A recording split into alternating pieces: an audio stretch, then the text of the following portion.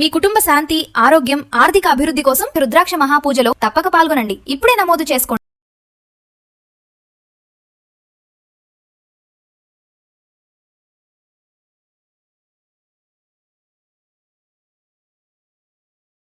నమస్తే, welcome back to Suman TV. Present మనతో పాటు ఉన్నారు stock market analyst Sundar Rama Reddy గారు. నమస్తే సార్. నమస్తే సార్, గోల్డ్ మీద మనం ఎన్నో వీడియోలో మాట్లాడుకున్నాం. మరి చాలామంది చెప్తుంటారు ఈ టైంలో గోల్డ్ కొనొద్దు, ఈ టైంలో కొనండి అని. బిజినెస్ అనలిస్టులు కూడా చెప్పారు, మీరు కూడా చాలా సందర్భాలు చెప్పారు ఈ టైంలో కొనకూడదు అని చెప్పేసి. మరి ఇప్పుడు గవర్నమెంటే చెప్తుంది గోల్డ్ కొనొద్దు అని చెప్పేసి. మరి గవర్నమెంట్ చెప్తుంది అంటే ఏంటి, రీజన్స్ ఏంటంటారు, ఎందుకు కొనొద్దు అంటుందంటే? సో బేసికల్గా అంటే ఇప్పుడు ప్రపంచవ్యాప్తంగా ఈ క్రూడ్ పుణ్యం అంటూ అన్ని కంట్రీల ఎకానమీ కూడా చాలా స్ట్రెస్ గురవుతున్నాయండి. అండ్ లాస్ట్ అంటే ఫిబ్రవరి 29 తర్వాత నుంచి వార్ ఎప్పుడైతే స్టార్ట్ అయిందో అప్పటి నుంచి క్రూడ్ ప్రైస్లు చాలా కంట్రీలో డబల్ అయినాయి అనమాట. అండ్ అంతకుముందు మన ఇండియన్ వాళ్ళు ఇంపోర్ట్ చేసుకునేది యావరేజ్ రేటు $60 పర్ బ్యారెల్ ఉండేది. ఒక పాయింట్ ఆఫ్ టైంలో ఈ మార్చి మంత్ మిడిల్లో అయితే $159 కూడా వెళ్ళిపోయింది పర్ బ్యారెల్ వచ్చేకల్లా. ఇప్పుడైతే 110 నడుస్తుంది అనమాట. బట్ స్టిల్ ఫిబ్రవరి ముందుతో పోల్చుకుంటే డబల్ అయింది అమౌంట్. బట్ ఇండియాలో ఇంకా రేట్లు ఏం పెంచలేదు, అంటే గవర్నమెంట్ ఆ పెయిన్ అంతా భరిస్తుంది అనమాట. అండ్ ఒక్క oil and petroleum companies work చూసుకుంటే పర్ డే వచ్చేకల్లా 1,500 కోట్లు లాస్ వస్తుంది పర్ డే. పర్ మంత్ వచ్చేకల్లా 30,000 కోట్లు లాస్లో ఉంటాయి. అండ్ యుద్ధం కానించి ఇప్పుడు వరకు అయితే అచ్చం ఆయిల్ మార్కెటింగ్ కంపెనీసే లక్ష కోట్లు లాస్ అయినాయి. ఇవి కాకుండా ఇంకా మిగతా మొత్తం మనం చూసుకున్నట్టే చాలా పెద్ద లాస్లు ఉన్నాయి అనమాట. ఇప్పుడు వీటిని తగ్గించాలి అంటే ఒకటేంటంటే ఫారిన్ రిజర్వ్ తగ్గిపోతుంది ఇండియా దగ్గర. అదే టైంలో రూపీ వీక్నెస్ బాగా పెరిగిపోతుంది అనమాట. అంటే రూపీ బాగా డౌన్, ఎంత డౌన్ అవుతుందంటే దాని సివియారిటీ గురించి మాట్లాడాలంటే లాస్ట్ ఇయర్ ఈ టైంలో 85 రూపాయలు ఉంది ఒక డాలర్ వచ్చేకల్లా. ఇప్పుడు 95 అయింది. అంటే 10 రూపీస్ లేదా 12% డ్రాప్ అయింది. 1 ఇయర్లో 12% డ్రాప్ అండి. జనరల్గా రూపీ అనేది ఇయర్లీ ఒక 4 to 5% డ్రాప్ అవటం మామూలు విషయం.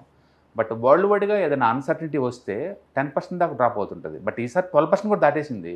అంటే ఎంత స్ట్రెస్ గురవుతుందో చూడండి. ఒకవైపు ఆయిల్ రేట్ పెరిగింది, అదే టైంలో ఇండియన్ రూపీ వీక్ అవుతుంది. కాబట్టి మన ఎక్కువ రూపీస్ బయటకు వెళ్ళిపోతున్నాయి అనమాట. అందుకని మోడీ గారు ఏం చేశారంటే ఇంపోర్ట్ చేసుకునే వస్తువులు ఏవైతే ఉన్నాయో అవన్నీ తగ్గించుకోండి అన్నాడు. గోల్డ్ సపరేట్ కాదు, గోల్డ్ ఈజ్ ఒక పార్ట్ అనమాట. ఓవరాల్గా ఇంపోర్ట్స్ మొత్తంలో తగ్గించుకోండి, రూపీని స్ట్రెంత్ చేయండి. అంటే ఫ్యూచర్లో క్రైసిస్ రాబోతుంది కాబట్టి మనం ఎలర్ట్గా ఉందామన్నారు. ప్రపంచవ్యాప్తంగా అన్ని దేశాల్లో ఎలర్ట్ ఇస్తూనే ఉన్నాయండి. ఇండియాలో మొన్న సండే హైదరాబాద్ మీటింగ్ అప్పుడు చెప్పారనమాట, కొంచెం గోల్డ్ తగ్గించుకోండి. ఎందుకు గోల్డ్ మీద అంత ఫోకస్ అంటే మిగతా పెట్రోల్ ఉత్పత్తుల మీద ప్రొడక్టివిటీ ఉంటుంది ఎంతో కొంత. ట్రాన్స్పోర్టేషన్ కానీ, పెట్రోకెమికల్స్లో కానీ, అగ్రికల్చర్లో కానీ వాడతారు. కాబట్టి వాటిని మనం అవాయిడ్ చేయలేము. బట్ గోల్డ్ వల్ల ఎలాంటి ప్రొడక్టివిటీ ఉండదనమాట. అందుకని గోల్డ్ని టెంపరీగా మనం పోస్ట్పోన్ చేసుకోవచ్చు కావాలనుకుంటే. అండ్ గోల్డ్ లాస్ట్ 6-7 ఇయర్స్ నుంచి మనం చూసుకుంటే యావరేజ్ మీద తక్కువ అంటే 700 టన్స్ ఇంపోర్ట్ చేసుకుంటాం, ఎక్కువ అంటే 800 టన్స్ ఇంపోర్ట్ చేసుకుంటాం. అంటే యావరేజ్ మీద గత 5 సంవత్సరాలు 7 సంవత్సరాలు చూసుకుంటే కనుక 800 టన్నులు ఇంపోర్ట్ చేసుకుంటున్నాం. రేటు 5 ఇయర్స్ బ్యాక్ చూసుకుంటే మనకి $30 మిలియన్ ఉండేది. బట్ ఇప్పుడు $70 మిలియన్ అయింది. ఇప్పుడున్న ఇవాళ రేటు ప్రకారం చూసుకుంటే 12 లక్షల వర్తగల గోల్డ్ని మనం 12 లక్షల కోట్ల వర్తగల గోల్డ్ని ఇంపోర్ట్ చేసుకుంటున్నాం. Switzerland, Gulf area and African countries నుంచి 12 లక్షల కోట్లు. అదే టైంలో petrol and diesel last year మొత్తం మనం ఖర్చు పెట్టింది 15 లక్షల కోట్లు అండి. ఈ సంవత్సరం బాగా పెరిగినాయి కాబట్టి రేట్లు 22 లక్షల కోట్ల వరకు ఖర్చు పెట్టబోతున్నాం. అంటే ఒక petrol and diesel plus gas and gold కానీ చూసుకుంటే టోటల్ ఇండియా వాళ్ళు ఇంపోర్ట్ చేసుకునే బిల్లు 68 లక్షల కోట్ల బిల్లు. ఈ రెండు కలిపితేనే 50% చేరుతున్నాయండి. అంటే గవర్నమెంట్ ఈ రెండు రేట్లు పెరగటం వల్ల వచ్చిన స్ట్రెస్ ఒకటైతే, రూపీ వీక్ అవటం వల్ల ఎక్కువ రూపాయలు ఇవ్వాల్సి వస్తుంది, ఇదొక స్ట్రెస్. అంటే రిజర్వ్స్ అని తగ్గిపోతున్నాయి, ఫారిన్ రిజర్వ్స్ అని తగ్గిపోతున్నాయి. అంటే కరెన్సీ డిప్రిషియేషన్ అవుతుంది, కరెన్సీ రిజర్వ్ తగ్గిపోతుంది. దాంతో గవర్నమెంట్ రిక్వెస్ట్ చేస్తున్నారు పబ్లిక్ ఏంటంటే ఇంపోర్ట్ చేసుకునే వస్తువులు ఏదైనా ఉంటే వాటిని తక్కువ వాడండి, అంటే లోకల్ ప్రొడ్యూస్ అయ్యే ప్రొడక్ట్స్ని ఎక్కువ వాడుకోండి అన్నారు.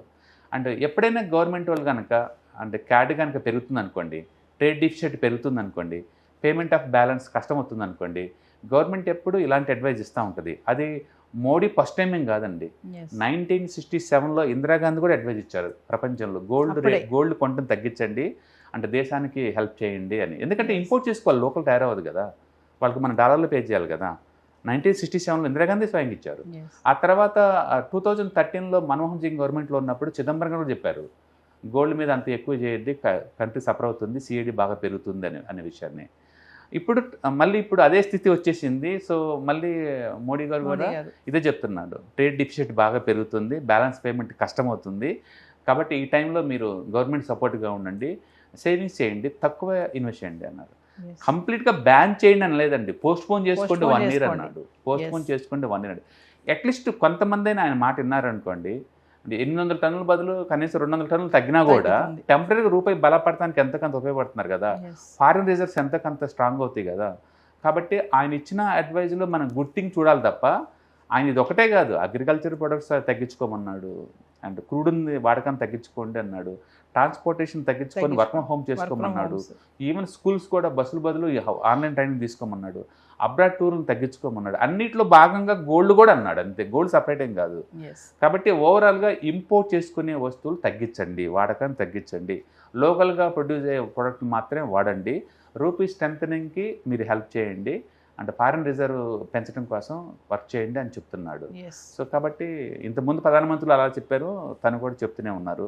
దాని అర్థం ఏంటంటే గవర్నమెంట్ ఫ్యూచర్లో గడ్డు పరిస్థితులు ఎదుర్కోబోతుంది అని అర్థం. రూపీ ఇంకా ఎక్కువ స్పీడ్గా డౌన్ అవుతుంది, దాన్ని అడ్డుకట్టడం కోసం గవర్నమెంట్ వాళ్ళు అడ్వైజ్ ఇస్తున్నారని అనుకోవచ్చు. అంటే అతను చూసుకున్న ప్లాట్ఫామ్ రాంగ్ అయ్యి ఉండొచ్చు, బట్ ఇవాళ ప్రపంచం అంతా డిస్కస్ చేస్తున్నారు, ఇండియన్స్ అందరూ డిస్కస్ చేస్తున్నారు కదా, లేకపోతే ఎవరు పట్టించుకోరు కదా ఈ ప్రాబ్లం గురించి. కాబట్టి అట్లీస్ట్ అవేర్నెస్ వస్తుంది పబ్లిక్లో, అండ్ వాళ్ళు కూడా ఇన్వాల్వ్ అవుతున్నారు ఈ డిసిషన్ మేకింగ్లో, అండ్ కంట్రీలో ఏం జరుగుతుందో వాళ్ళకి అర్థమవుతుంది. రేపొద్దున సడన్గా ఇదయ్యే బదులు ముందే రెడీ అవ్వటం బెటర్ కదా. రెడీగా ఉండండి బిఫోర్ అని చెప్తున్నారు. అవును, ఖర్చులు తగ్గించుకొని రెడీగా ఉండండి అని చెప్తుండే. ఎందుకంటే ఇప్పుడు గవర్నమెంట్ అంటే వాడు ఒకళ్ళ కాదు, మనందరూ గవర్నమెంటే కదా. ఇప్పుడు రేపొద్దున ఏం జరగచ్చు అంటే పెట్రోల్ ఇట్లాంటి పెరుగుతున్నాయి అనుకో రేట్లు, కంట్రోల్ చేసుకోలేరు వాళ్ళు, రేట్ పెంచేసి పాస్ చేస్తారు కస్టమర్స్ మీద, అదొకటి చేయొచ్చు. అంటే గోల్డ్ కూడా అంతే, గోల్డ్ ఇంపోర్ట్స్ తగ్గట్లేదు అనుకోండి, ఇంపోర్ట్ ట్యాక్స్ పెంచుతారు బాగా, ఒక 20% అలా చేసేసి అందరి మీద పాస్ చేస్తారు. ఎందుకంటే గవర్నమెంట్ కూడా ఒక పెయిన్ భరించే టైం కొంతవరకు ఉంటుంది కదా. ఇప్పటికే నెలకి 30,000 కోట్లు లాస్ వస్తుంది. కాకపోతే వాళ్ళు రేటు బాగా తగ్గినప్పుడు కూడా మనకి ఇవ్వలేదు, గుర్తుపెట్టుకోండి ఆ బెనిఫిట్స్. అందుకని అప్పుడు ఇవ్వలేదు కాబట్టి ఇప్పుడు భరిస్తున్నారు. బట్ ఎంతకాలం భరిస్తారు అనేది మనం చూడాలి.